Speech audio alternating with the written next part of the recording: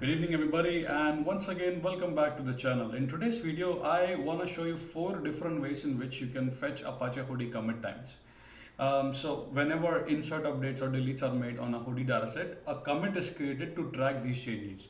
Each commit is uniquely identified by a timestamp attribute, which makes it possible to perform incremental data processing and also run various other queries such as point in travel queries. Without wasting any further time, I want to go straight into action and I want to show you the 4 different methods. In case if you want to read a blog, if you like reading stuff, I have a blog and all the 4 methods are explained on the blog. So this video, let's focus on all the 4 methods in which you can fetch Apache Hudi commit times. Alright, so the first method that I have for you is using stored procedure. Over here, as you can see, you have to say the glue database name dot table name, and you can call a stored procedure called show commits, and you can pass a attribute called limit. And then what I did is basically I execute the Spark SQL, I convert the Spark data frame into RDD flat map, and then I extract all the commits as an array. So if I run this, I should see all the particular commits over here. Sure enough, works. The next method that I have is the Java classes. So directly accessing the Java classes, right?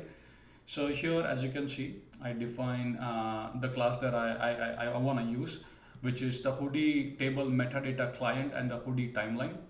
And this is the base path, the Hudi base path, right? And then I can execute this particular command and I will still see the commits printed on the console. So this is the approach number 2. The third method I have is, you can basically create a Hudi snapshot, and then you can say, hey, give me all the distinct commit from this particular snapshot, right? So that's also doable.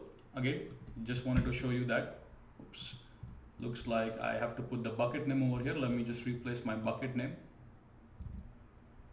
So I'll do that.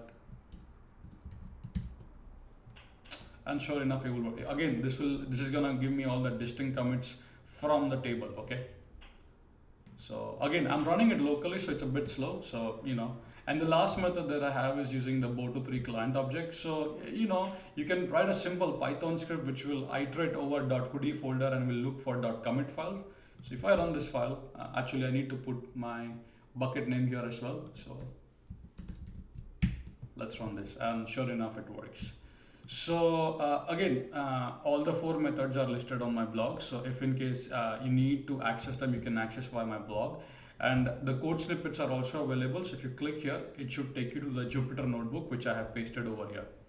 Well, that's all I have for the video. I wanted to make this video so it can help you, how to fetch these commit times, right?